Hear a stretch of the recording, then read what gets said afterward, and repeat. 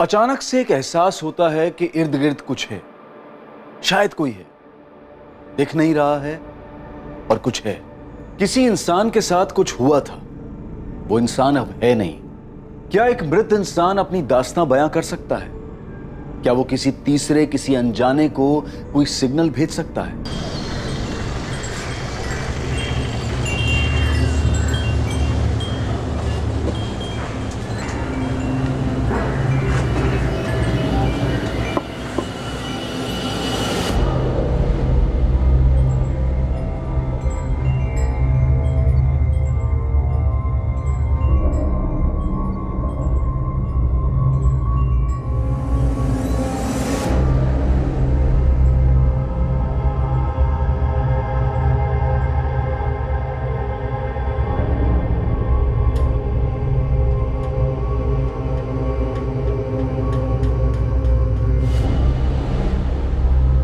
विद्या, तुलसी के लिए इतना बड़ा स्ट्रक्चर बालकनी में कौन बनवाता है?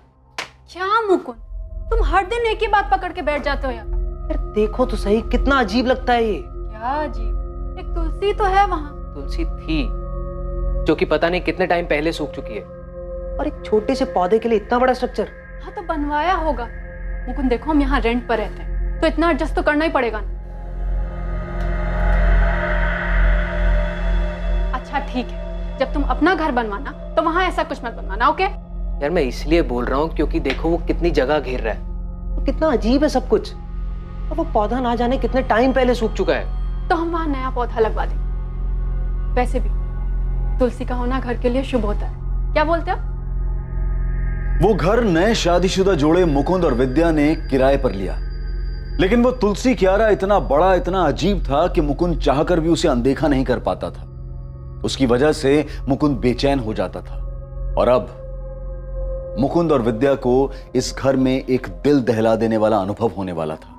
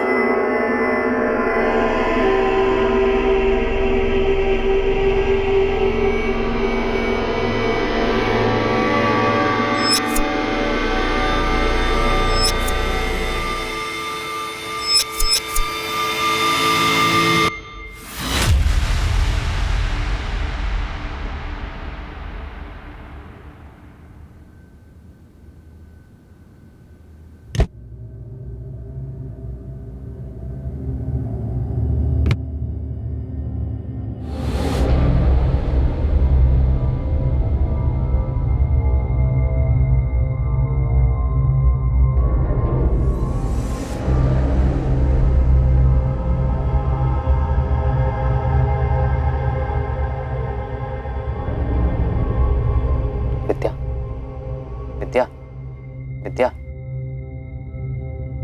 क्या हुआ मुकुंद? यार वो तुलसी क्यारा। यार तुम्हें नींद में भी वही दिखाई देता है क्या? ये कोई वक्त है इस बारे में बात करने का? नहीं यार, मतलब कितना अजीब लगता है वो। अरे अजीब तुम लग रहे हो, रात को भी वही बात लेके बैठ गए। तुम्हें और कोई थॉट नहीं आ रहा है क्या आजकल? नहीं यार, कुछ अटपटा सा है। सो जाओ मुकुंद। विद्या मेरी बात तो सुनो प्लीज। यार सुबह मैंने माली को बुलाया, वो आके दूसरा पौधा लगा देगा। अभी प्लीज सो जाओ, मुझे भी सोने दो।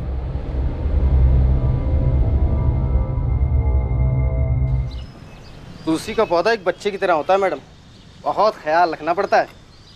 रोज पानी दो, गमले की साफ सफाई रखो, और धूप भी मिलती रहनी चाहिए, वरना मुरझा जाती है तुलसी। जी भैया, मैं पूरा ध्यान रखूंगी। हाँ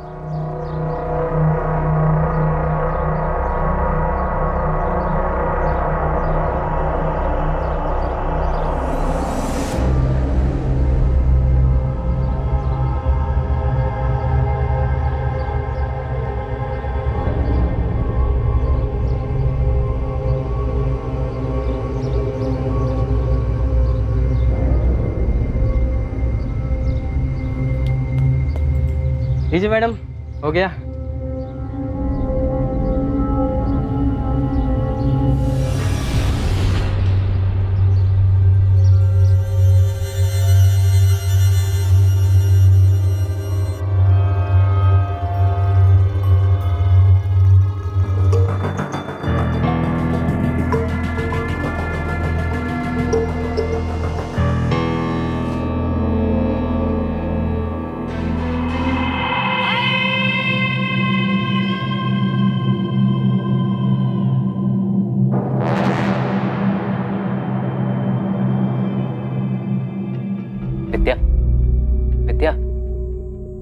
विद्या। अरे यार अब क्या है मुकुंद, प्लीज फिर से शुरू मत हो जाना तुम। यार उस तुलसी क्यारे को देखकर लगता है जैसे किसी ने अपना सामान लाकर हमारे घर में रख दिया हो। यार इतना बड़ा क्यों बनवाया है वो? मुझे क्या पता मुकुंद। तुम्हें नहीं लगता कि कुछ अजीब है? इतना बड़ा कौन बनवाता है? तुम एक काम क्यों नहीं करते, कल रमन भाई से बात करो, देखो वो क्या बोलते हैं।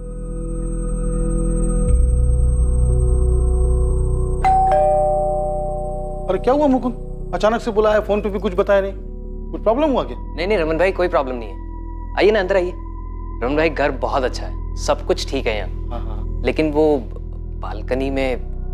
बालकनी में क्या हुआ? आप चलिए ना, मैं दिखाता हूँ आपको। चलो चलो चलो। क्या हुआ बोलो मेरे को। अब ये जो आपने तुलसी के लिए बनवाया है, ये काफी बड़ा है, काफी जगह भी घेरता है और अच्छा भी नहीं लग रहा है। हाँ थोड़ा बड़ा तो है, लेकिन अभी बन गया तो क्या करें बोलो। अगर आप बोले तो हटवा दूं इसे। हटवाओगे मेरे को कोई दिक्कत नहीं है, लेकिन जो भी खर्चा होगा वो तुम देना, मेरे से मत मांग। हाँ, आप उसकी टेंशन मत लीजिए, मैं देख लूंगा वो सब। ये तोड़ने में जो टाइल वाइल टूटेगा, जो नुकसान होगा, उसका पैसा तुम्हारे डिपॉजिट में से काट लूंगा। आप उसके लिए बेफिक्र रहिए रमन भाई, मैं बहुत ध्यान रखूंगा उस चीज का। हाँ तो फिर करवाओ, चलो चलो। वो तुलसी क्यारा पूरा हटवाने की क्या जरूरत है, 2-3 ब्रिक हटवा के थोड़ा छोटा करवा दो ना बस। क्या दिक्कत है विद्या, अब तो रमन भाई ने परमिशन दे दी है ना। कोई प्रॉब्लम नहीं है, पर अभी अभी मैंने वो पौधा लगवाया है और अभी हटा देंगे तो घर के लिए अशुभ होगा ना। सिर्फ क्यारा हटवा रहा हूँ विद्या, पौधा हम किसी दूसरे गमले में लगा देंगे, तुम्हारे लिए साफ सफाई के लिए भी आसानी हो जाएगी, है ना? अरे बाबा, कल नया गमला ला दूंगा, तुम टांग देना उसे जहां मन करे, ठीक है? अच्छा सुन, एक काम करते हैं, पहले मिट्टी निकाल लेते हैं, उसके बाद क्यारा तोड़ते हैं। इससे हम लोगों का काम आसान हो जाएगा और ज़्यादा मेहनत भी नहीं पड़ेगी।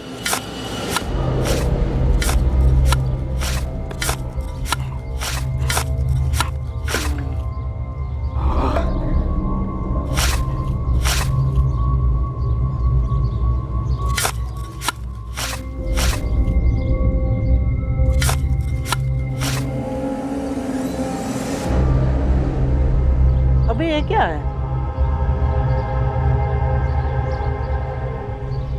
कपड़ा जैसा कुछ है क्या है यार? चल खींच, खींच, राजू खींच।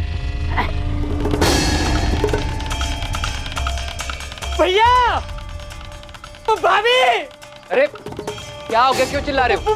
भैया देखो उसमें है क्या अंदर, देखो भाभी देखो।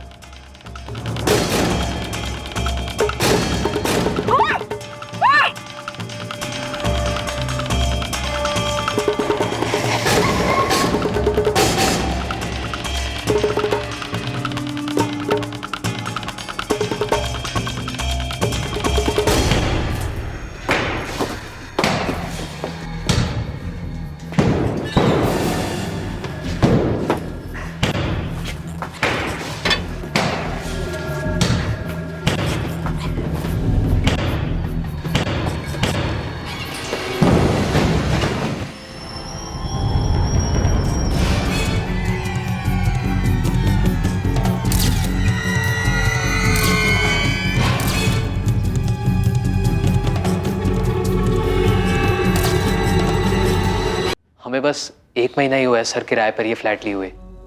इतना बड़ा तुलसी का स्ट्रक्चर बालकनी में बहुत अजीब लगता था। मैंने मकान मालिक से बात की, उन्होंने तोड़ने की परमिशन दी। जब तोड़ने लगे तो उसमें से ये कंकाल निकला। मकान मालिक कौन है, नाम क्या उसका? रमन सरवैया नाम है सर। मैंने फोन किया है, वो आते ही होंगे।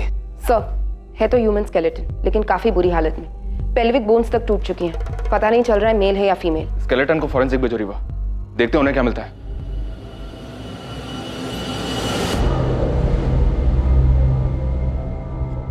ये कहां से लाए तुम लोग?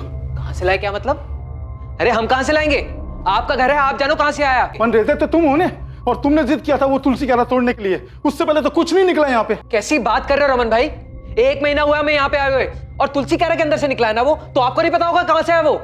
पता तो आप ही को होना चाहिए। किसका कंकाल है? मैडम घर मेरा, अपन मैं रहता नहीं हूँ यहाँ पे, हमेशा से किराए पे ही है। और अब तो किराए पे भी कोई नहीं लेगा, सब सब डर जाएंगे, कितना नुकसान हो गया मेरा। रमन जी, आपको इस बात का जरा सा भी अंदाजा है कि क्या हुआ यहाँ पे? हाँ, समझ रहे हैं आप इसका मतलब? आपके घर से मानव कंकाल मिला है। किराए की बात तो बहुत दूर रही, हम आपके इस घर को सील करने जा रहे हैं। और चुपचाप हमें यह बताइए, ये कंकाल किसका है और किसने दफनाया इसे यहाँ पे? रमन जी बोलिए, कहां से आया कंकाल? मुझे नहीं मालूम, 10 साल से किराए पे ही है। तो क्या 10 साल पहले दफनाया था इसको? हाँ, पता नहीं। तो फिर ये यहाँ आया कहाँ से? किसने दफनाया? तुलसी कह रहा आप ही ने बनवाया है ना, उसी में से निकला है। नहीं, हाँ हाँ, वो हितेश और धर्मेश ने बनवाया, तुलसी कह रहा। हितेश, थोड़ा बारीक बारीक काटना। हाँ, नहीं तो करारे नहीं बनेंगे। देखना किसका फोन है। हेलो, तो धर्मेश मैम वो भी बात नहीं कर सकते, वो थोड़ा बिजी हैं। अच्छा, वैसे तुम्हें पता चला कि नहीं, धर्मेश की शादी फिक्स हो गई है। कौन है? आरती। मरवा के मानेगा यार। अच्छा ये लो, धर्मेश से बात करो। देखो कितना शर्मा रहा है, लड़की की फोटो भी नहीं दिखा रहा मेरे को। ये लो बात करो उससे, पूछना इससे कौन है। तू बजिया तन क्या आरती, तुम भी मजाक कर रहा है हितेश? दोनों मामा भांजे थे, लेकिन रहते एकदम दोस्त जैसे थे। करते क्या थे? वो कोई कंसल्टेंसी कंपनी में काम करते थे। ये तुलसी ग्यारह किसने बनवाया था, मामा ने या भांजे ने? हितेश, मुझसे हितेश ने बोला था, भांजे ने। रमन भाई रेंट। हाँ। अच्छा वो रमन भाई, एक रिक्वेस्ट है। बोलो बोलो। हम लोग क्या सोच रहे थे कि वो बालकनी में एक तुलसी क्यारा बना लेते हैं। तुलसी कह रहा जी। हाँ, एक छोटा गमला ले आओ ने, तुम्हारा काम भी हो जाएगा और सस्ते में हो जाएगा। बोलो। नहीं, वो गमला तो बहुत छोटा हो जाएगा ना, तो 2-3 महीने में सूख जाता है। तो फिर हम सोच रहे थे कि थोड़ा बड़ा बना लेते हैं। हाँ, तो कितना बड़ा? आइए आपको मैं दिखाता हूँ।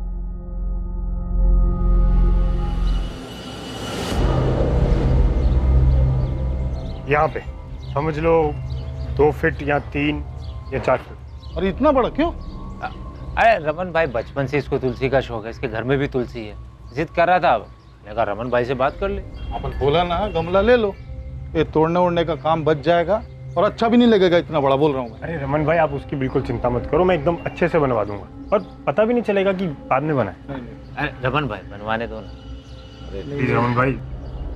अच्छा सुनो, अगर बनवाना है ना तो अपने खर्चे पे बनाना, मैं दूंगा नहीं पैसा एक भी। हाँ, और नुकसान नहीं होना चाहिए कुछ। चलो बनाओ, अगले महीने आता हूँ।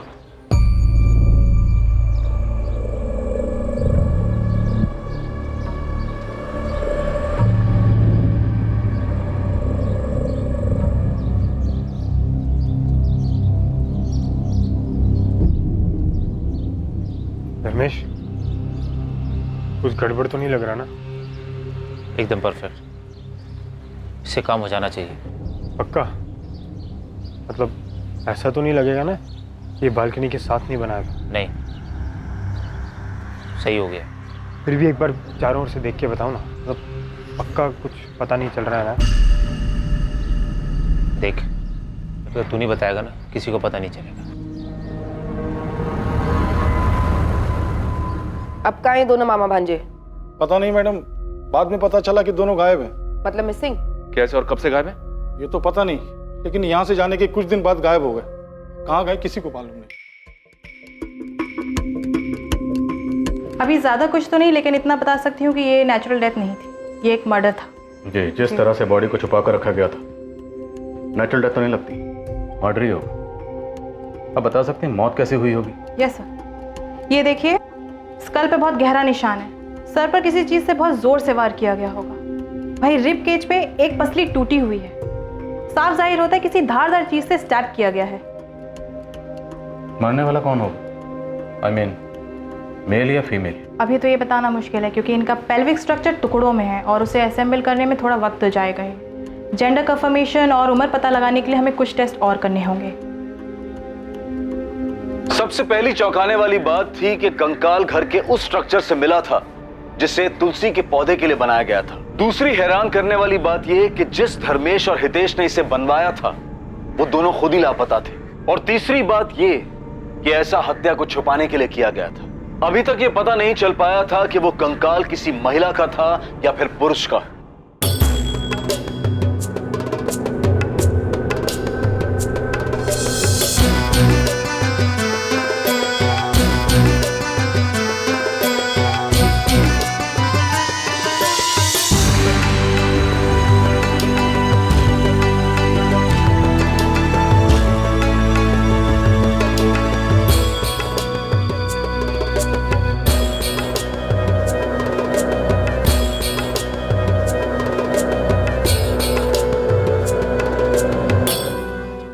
घर खाली कब किया उन दोनों ने?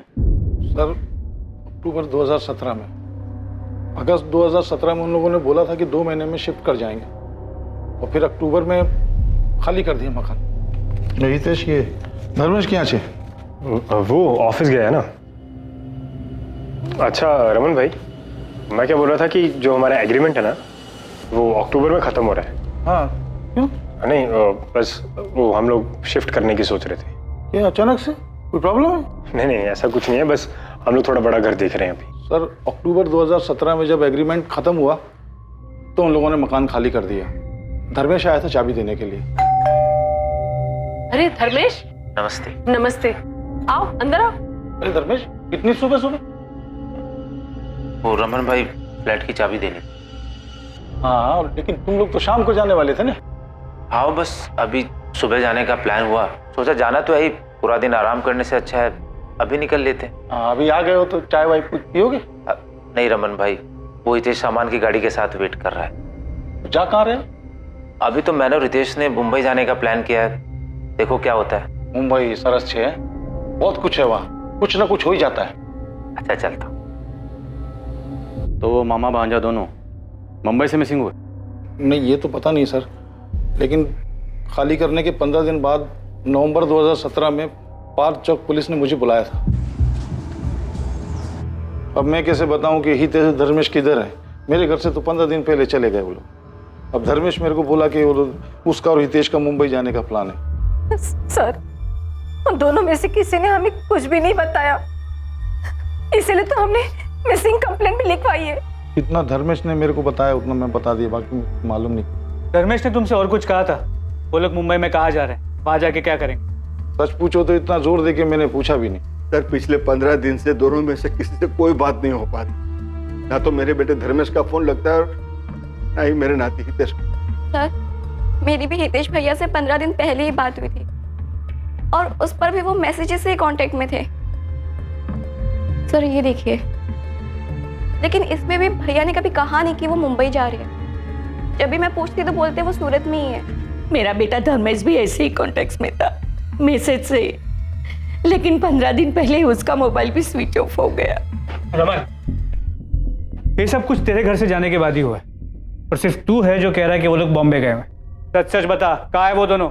मुझे क्या मालूम धर्मेश ने मुझे ही मुंबई जाने के बारे में क्यों बोला। तो वैसे भी वो मेरे फ्लैट पे किराए पे रहता था, कोई मेरे साथ नहीं रहता था। अक्टूबर में उसका एग्रीमेंट खत्म हो गया तो वो लोग खाली कर दिया। वो हितेश और धर्मेश के खाली करने के बाद यानी अक्टूबर 2017 से लेके अभी कुछ दिनों तक 2 अलग अलग लोग किराए पे रहे उस मकान में, और उनके खाली करने के बाद ये मुकुंद और विद्या आए थे। सर 1 महीने के लिए भी खाली नहीं रहा। बहुत लकी मकान है वो। तुम्हारे उसी लकी मकान में से कंकाल निकला है? हाँ सर निकला है सर, सबको ये खबर भी हो गई है। तो समझ नहीं आ रहा मैं क्या करूं। सबको पता चल गया, कोई किराए पे भी नहीं रहेगा वहां, और बेचूंगा तो बिकेगा भी नहीं वो।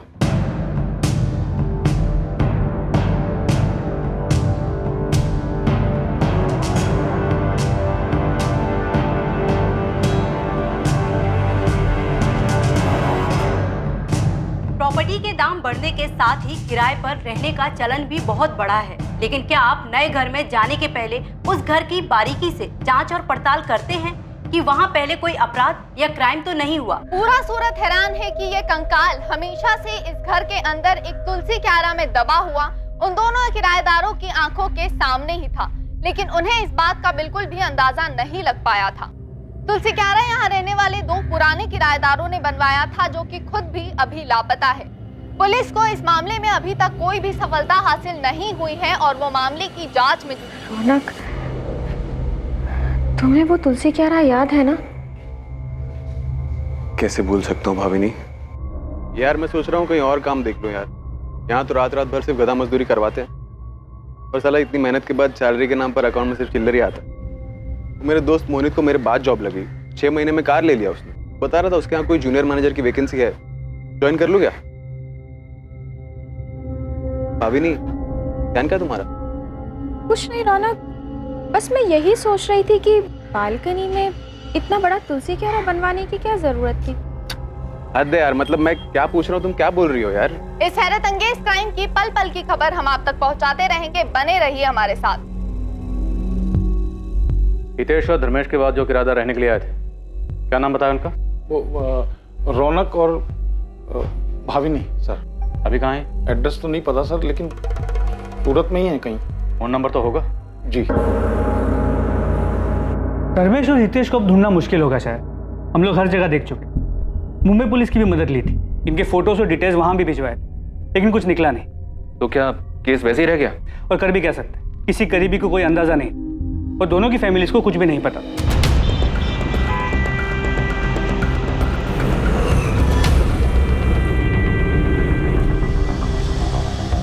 अच्छे लड़के थे दोनों, पता ही नहीं चलता था कि दोनों मामा भांजे थे। उम्र में कुछ ज्यादा फर्क नहीं था, पर दोनों का स्वभाव बहुत ही अच्छा था। कोई गर्लफ्रेंड वर्लफ्रेंड थी उनकी? ये तो नहीं पता कि वो कौन थी, पर एक लड़की थी जरूर जो कभी कभी आती थी। क्या नाम था? अब नाम तो नहीं जानती, लेकिन वो धर्मेश के साथ दिखती थी कभी कभी।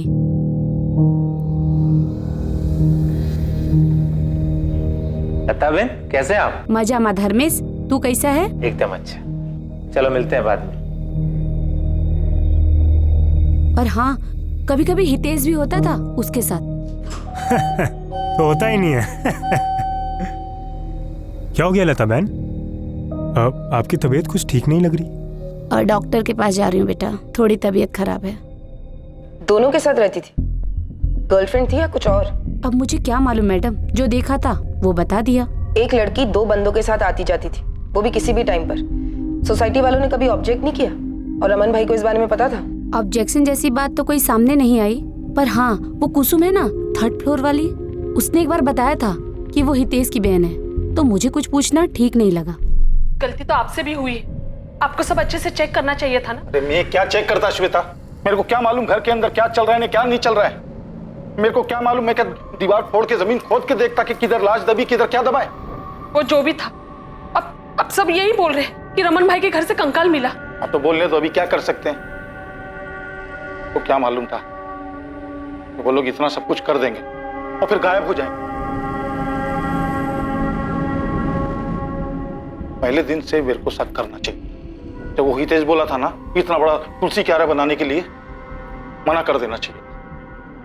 सब पहले से प्लान किया था उन लोगों ने। जब तक तू नहीं बताएगा ना, किसी को पता नहीं चलेगा। धर्मेश और हितेश के ऑफिस गए थे आप लोग, वहां से कुछ पता चला क्या? जी, हम लोग दोनों के ऑफिस गए थे पता करने के। ये धर्मेश एक कंसल्टेंसी फर्म में काम करता था। वहां उसके कलीग से बात करने के बाद मुझे लगा कि कुछ तो अटपटा है। जी हाँ, धर्मेश हमारे ही ऑफिस में काम करता था। अब काम में भी ठीक ठाक ही था, लेकिन एक दिन अचानक बोला कि वो ऑफिस छोड़ के जा रहा है। कब की बात है? जी शायद अगस्त 2017 की। ये क्या है? मेरा रेजिग्नेशन लेटर सर, मैं कल से नहीं आ पाऊँ। क्या कल से? अरे भाई अचानक ऐसा क्या हो गया कि तुम रेजिग्नेशन लेटर दे रहे हो? सर मैं सारी लाइफ ये नहीं करना चाहता। अच्छा, ताजमहल बनाना चाहते हो क्या? अरे भाई ऑफिस में एडवांस में कुछ नोटिस देने का होता है कि नहीं? मैं यहाँ एक भी दिन नहीं रह पाऊंगा सर, कुछ करना चाहता हूँ। और नोटिस न देने के लिए सर जो भी चार्जेस हैं वो मेरी सैलरी में से काट लें। मैं कंटिन्यू नहीं कर पाऊंगा सर। रिजाइन करने के कुछ दिन पहले से ही बड़ा अजीब सा बिहेव कर रहा था। अजीब सा बिहेव कर रहा? क्या मतलब? उखड़ा उखड़ा सा रहता था, जैसे कोई परेशानी हो। ऐसा लगता था कि वो अपने काम से पूरी तरह उब चुका है। अब शुरुआत में मुझे लगा कि उसकी कोई पर्सनल प्रॉब्लम होगी, इसलिए मैंने कुछ कहा नहीं। लेकिन पूरा महीना लगभग वो ऐसे ही डिस्टर्ब था। अब उसके इस बर्ताव का असर उसके काम पे पड़ रहा था, इसलिए मैंने उसे डांटा भी। अपनी इस परेशानी की कोई वजह बताई थी उसने? जी नहीं, ऐसी तो कोई वजह नहीं बताई उसने कि जिससे यकीन हो सके कि वो उसी वजह से महीने भर परेशान था। अब जब मैं उससे कुछ भी पूछता था तो सीधा सीधा तबीयत ठीक ना होने का बहाना कर देता था। जब उसने जॉब छोड़ा या कभी बीच में? उसने मुंबई जाने की कोई बात की थी? जी मुझसे तो ऐसी कोई बात नहीं की। हाँ लेकिन हमारे एक लड़का काम करता है तेजस, जो उसका दोस्त भी है, वो हो सकता है शायद उसे कुछ पता। बुलाइए उसे। जी वो तो आज छुट्टी पे है। मुझे तेजस का नंबर और एड्रेस चाहिए। इन सभी बातों को देखने के बाद लगा कि सब कुछ सोच समझ के तय किया गया था। अगस्त 2017 में धर्मेश ने अपनी जॉब छोड़ी। उसी के आसपास हितेश ने रमन को बताया कि वो लोग 2 महीने बाद उसका फ्लैट खाली कर दें, और अक्टूबर 2017 में उन्होंने उसका फ्लैट खाली किया। तो दोनों एक साथ छू मंतर हो गए। हमने उन्हें हर जगह ढूंढा, लेकिन सिर्फ उस किराए के फ्लैट में नहीं गए। कोई मतलब ही नहीं था वहां जाकर, किराएदार बदल चुके थे। हमारे लिए सिर्फ वो अब एक मिसिंग कंप्लेंट था, किसी बड़े क्राइम की भनक तक नहीं लगी। और कोई सोच भी कैसे सकता है कि घर के अंदर बने तुलसी क्यारा के अंदर कोई लाश दबा के रख सकता है। शायद ये सब कुछ पहले से फिक्स था, इसीलिए वो तुलसी स्ट्रक्चर बनवाया गया और उसके अंदर लाश डाली गई। फिर कुछ दिन रुक कर देखा, और जब यकीन हो गया कि सब कुछ ठीक है तो निकल गए वहां से।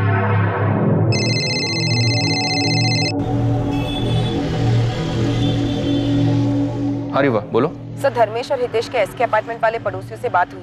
पता चला है किसी लड़की का उनके घर आना जाना था। लड़की कौन थी वो? नाम एड्रेस कुछ पता चला क्या? नहीं अब तक नहीं सर। ठीक है पता करो। किसी लड़की के बारे में पता चला था आप लोगों को जो उनके घर आती जाती हो? हाँ, इन्वेस्टिगेशन के दौरान एक आरती चावड़ा का नाम सामने आया था। धर्मेश के दोस्त तेजस ने भी उसके बारे में बताया।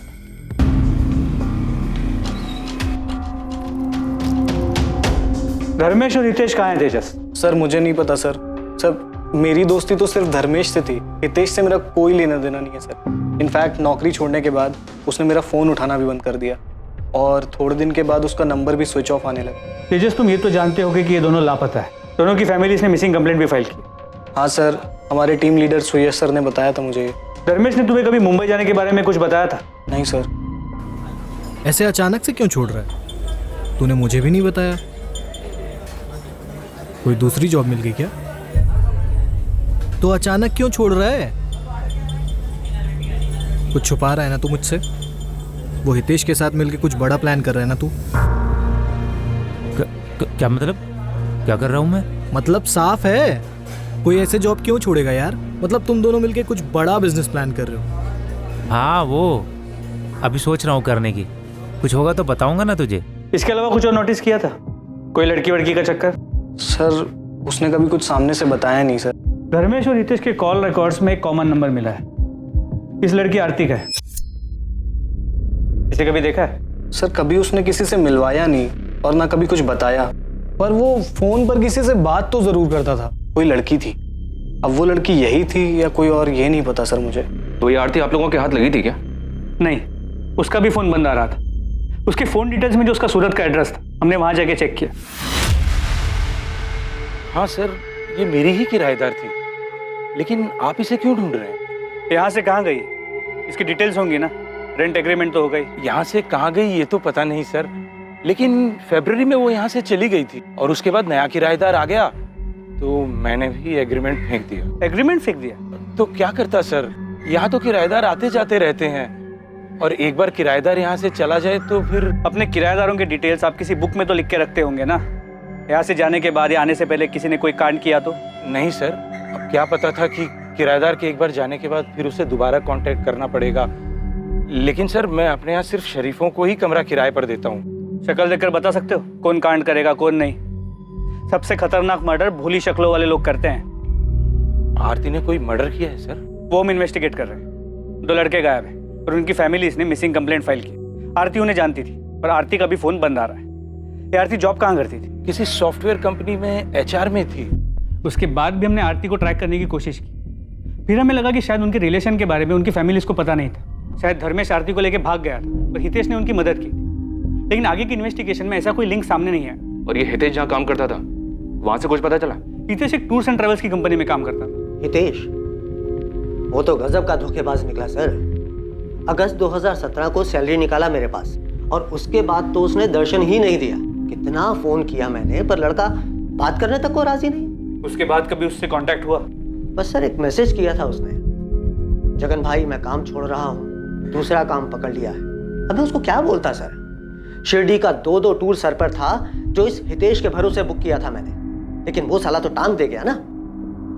हितेश की बहन नमिता, माँ सरला, पिता दलपत, धर्मेश के पेरेंट्स कोकिला और हसमुख, उन दोनों की खोज खबर लेने के लिए महीनों तक फोन करते रहे, शुरू में तो वो हर हफ्ते पुलिस स्टेशन आते थे, फिर वक्त भी था तो आना बंद किया, पर पूरे 1 साल तक वो लोग फ़ोन करते रहे और शायद वो लोग भी ये बात समझ गए, इसलिए अक्टूबर 2018 के बाद उन्होंने कभी फ़ोन नहीं किया। इतनी इन्वेस्टिगेशन की आप लोगों ने, कहीं किसी मोड़ पर आपको ऐसा लगा क्या कि ये दोनों किसी गलत काम में थे?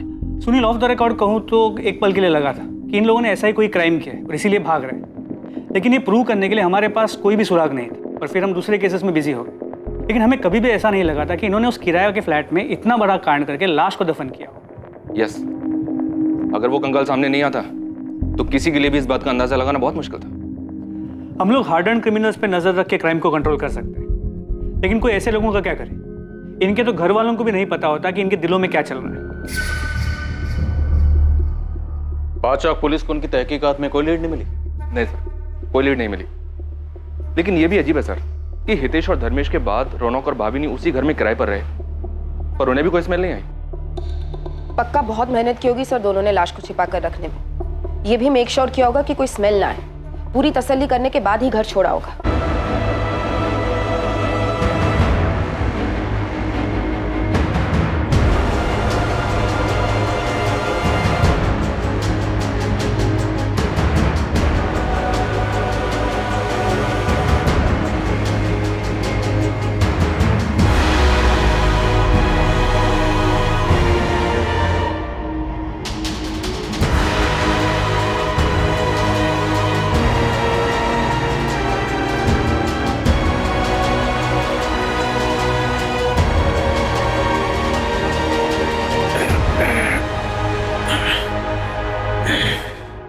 धर्मेश, ऐसे तो कुछ नहीं होगा, हमें ध्यान देना होगा कहीं कोई बदबू ना आए। हाँ हितेश, हमें समय समय पे चेक करना होगा, अगर पड़ोसियों को बदबू आ गई ना हम फंस जाएंगे। ये आरती भी हमारे लिए पहेली बनी हुई है। रुपेश, कहीं वो कंकाल आरती का तो नहीं?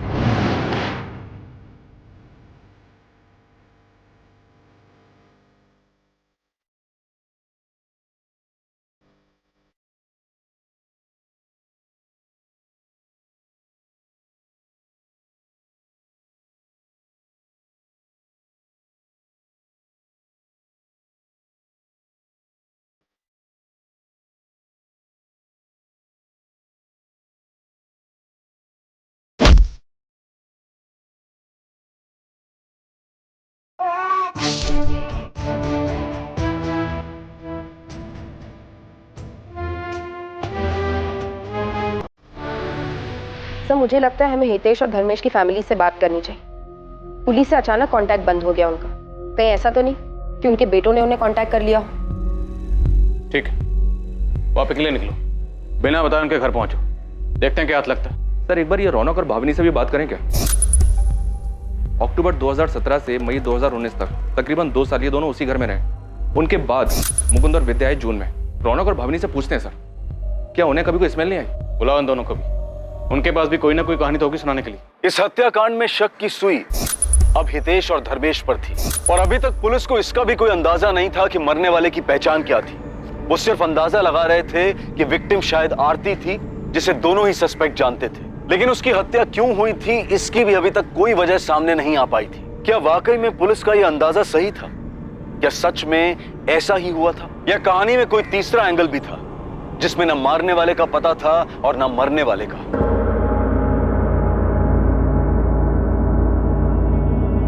पुलिस की एक टीम हितेश और धर्मेश की फैमिली को ढूंढते हुए गुजरात के एक छोटे से शहर वापी पहुंचती है, जहां हितेश और धर्मेश की फैमिली रहती थी। दूसरी तरफ सूरत पुलिस ने रमन के पुराने किराएदार रौनक और भाविनी को पूछताछ के लिए थाने बुलाया, जो कि उस घर में धर्मेश और हितेश के जाने के बाद रहने आए थे।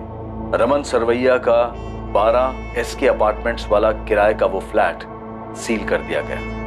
रमन सरवैया डर और फिक्र में परेशान हो रहा था, क्योंकि उसका घर अब क्राइम सीन बन गया था। इसके साथ ही फॉरेंसिक ये पता करने में लगी हुई थी कि मरने वाला आदमी था या औरत, और ये मर्डर कितने वक्त पहले हुआ होगा। तुम लोगों ने कुछ नहीं किया तो फिर डर क्यों रहे हो? कैसे नहीं डरे सर, 2 साल रहे हम उस घर में। जब से कंकाल के मिलने की बात पता चली है, रातों की नींद गायब हो गई सर हमारी। सर हमने किसी से कहा नहीं, लेकिन वो 2 साल बहुत मुश्किलों भरे थे, इसलिए घर चेंज किया। अब समझ आ रहा है वो दिन इतने मुश्किलों भरे क्यों थे, क्योंकि सर वो घर ही मानूस था। हम तो हमारे नए फ्लैट ओनर से पिछले किराएदार के बारे में 4 बार बात कर चुके हैं। रौनक, मैं समझ सकता हूँ कि तुम लोग किस डर से गुजर रहे थे, पर क्या आप लोगों को वाकई कोई स्मेल नहीं आई? या पता नहीं था कि किस चीज की स्मेल है, इसलिए इग्नोर किया? सच में सर, वहाँ कोई स्मेल नहीं थी। लेकिन वो तुलसी क्यारा देखकर बड़ा अजीब सा लगता था। इतना बड़ा तुलसी क्यारा बनवाया क्यों था? हमने सोचा कि रमन भाई से बात करें, लेकिन हम कुछ नहीं बोले। अगर वो बुरा मान जाते तो हमें अगले दिन घर खाली करवा देते। वो तुलसी क्यारा रमन भाई ने बनवाया था? घर उनका था, इसीलिए हमें लगता है उन्हीं ने बनवाया। एक बार जब रमन भाई किराया लेने आए तो तुलसी का पेड़ सूख गया था। हाँ पूरे हैं। रमन भाई चाय। हाँ, अरे ये तुलसी में पानी नहीं डालते क्या? देखो ना कितना सूख गया है। अब याद से डाल दूंगी। वो रमन भाई, हमको पेड़ पौधों का शौक नहीं है ना, इसीलिए कभी ध्यान नहीं दिया। नहीं, मेरे को भी पेड़ पौधे का ज्यादा शौक नहीं है, लेकिन अभी घर में है तो सुखा के तो मार नहीं सकते ना। हाँ। 2-4 बूंद डाल दिया करो, क्या पता फिर से हरा हो जाए।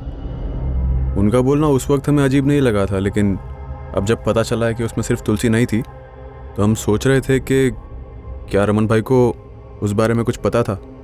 तुम्हें क्या लगता, रमन भाई ने जानबूझकर ऐसा बोला था? ऐसे ही कैसे किसी पर उंगली उठाए सर, उनके लिए भी ठीक नहीं होगा। हो सकता है जैसे हमें ना पता चला हो, उन्हें भी कुछ ना पता चला हो। ठीक है, आप दोनों जा सकते हैं।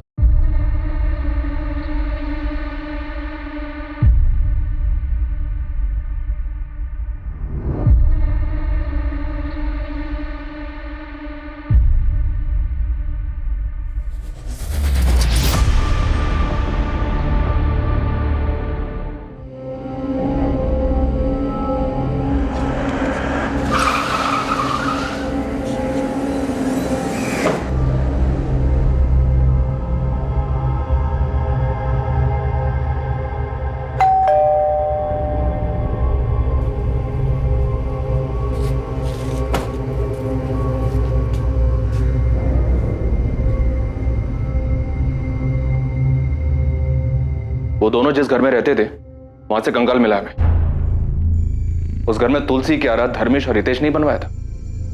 कंकाल मतलब हड़पिंजर? हाँ, लाश छिपाई है उन्होंने, जो कंकाल बनकर अब सामने आई है। हमें शक है कि दोनों ने मिलकर मर्डर किया है, इसीलिए 2 सालों से फरार हैं। क्या बोल रही है मैडम आप? एक तो आप उन दोनों का पता नहीं लगा पा रही है, और ऊपर से इस तरह का बेकार इल्जाम लगा रही है उन पर। देखो, बेवजह नाम मत घसीटो दोनों का। कोई सबूत है या बस ऐसे ही तुम्हारे वादों की तरह तुम्हारे दावे भी खोखले, हवा हवाई? इसलिए तो आए हम लोग यहाँ पे। बस एक बार वो दोनों हाथ लग जाएं, वो खुद आप लोगों को बता देंगे। फिलहाल आप लोग हमें बताइए कि वो दोनों कहाँ हैं। हम कैसे बताएं मैम? जाके अपनी पुलिस से पूछिए ना। हमने तो मिसिंग कंप्लेंट दर्ज करवाई थी दोनों की, तब तो आपको कुछ नहीं मिला था। साथ मत दीजिए उनका। मर्डर हुआ है यहाँ प्लान तरीके से। मान लीजिए हमारे बच्चों ने ऐसा कुछ किया हो, जो कि हो नहीं सकता। चलिए एक बार के लिए मान लेते, और ये भी मान लेते हैं कि हमें पता था, तो फिर हम पुलिस स्टेशन में मिसिंग कंप्लेंट करवाने क्यों जाते? एक लड़की के बारे में पता चला हमें, जिसका उनके घर पे आना जाना था। आरती नाम है उसका, धर्मेश की गर्लफ्रेंड थी। कुछ पता है आप लोगों को उसके बारे में? सच में हमें कुछ नहीं पता। उन दोनों ने हमें कुछ भी नहीं बताया था। इससे पहले जो पुलिस आई थी ना, उन्हें भी हमने ये सारी बातें बता दी थी। मैम, पहले वाली पुलिस को भी आरती के नाम के अलावा उसके बारे में कुछ नहीं पता था। और एक बात, आपके आंगन में जो तुलसी का पौधा है, हितेश को पसंद था क्या? हाँ मैडम, उसे रोज सुबह तुलसी के पत्ते खाने की आदत थी। आप दोनों एक बात याद रखिए, धर्मेश और हितेश अपराध करके भागे हुए मुजरिम हैं। उन दोनों में से किसी को भी छुपाना अपराध करने जैसा ही है। तो अगर कुछ भी पता चले तो आप लोग हमें इन्फॉर्म करेंगे तुरंत।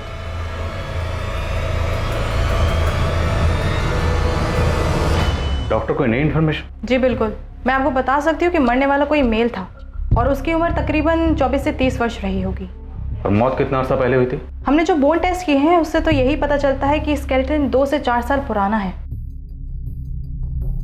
सर, अभी तक उस घर में 4 किराएदार रह चुके हैं। पहले धर्मेश और हितेश, और उनके बाद भाविनी और रौनक। पता नहीं किसने किसको मारा है। मुझे नहीं लगता रौनक और भाविनी ने किसी को मारा, क्योंकि उनसे बातचीत में ऐसा कुछ सामने नहीं आया। ये तो अजीब ही है सर। अभी तक तो हम इस मामा भांजे की जोड़ी को सस्पेक्ट मान के चल रहे थे कि इन्होंने शायद किसी लड़की को मारा था, और शायद वो आरती होगी, लेकिन यहाँ तो मामला ही उल्टा निकला। तो फिर मरा कौन था सर? सुनील, जो भी हो, इतना तो है कि ये जुर्म तब हुआ जब उस घर में ये मामा मामा दोनों रह रहे थे, वो दोनों गायब है। तो इन दोनों का इस जुर्म से कोई ना कोई ताल्लुक तो है। जी सर, मुझे भी ऐसा ही लगता है। वो तुलसी क्यारा भी उन दोनों की करामात थी, और उन दोनों के वापी वाले घर में भी हमने तुलसी क्यारा देखा। इस बात के चांसेस ज्यादा हैं कि इन दोनों ने किसी तीसरे को मारा, जो कि मेल था।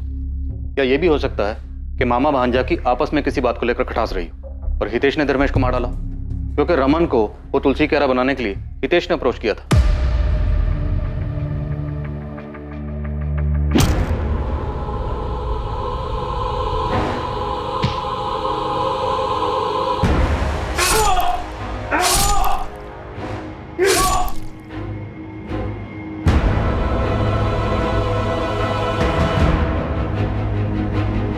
लेकिन सर, इसका उल्टा भी तो हो सकता है धर्मेश ने हितेश को मारा हो, क्योंकि मकान मालिक को चाबी देने के लिए धर्मेश ही गया था।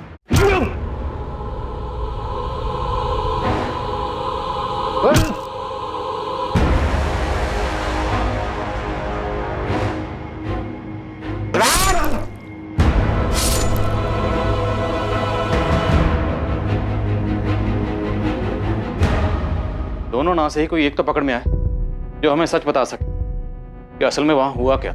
या फिर हमें ये आरती ही मिल जाए।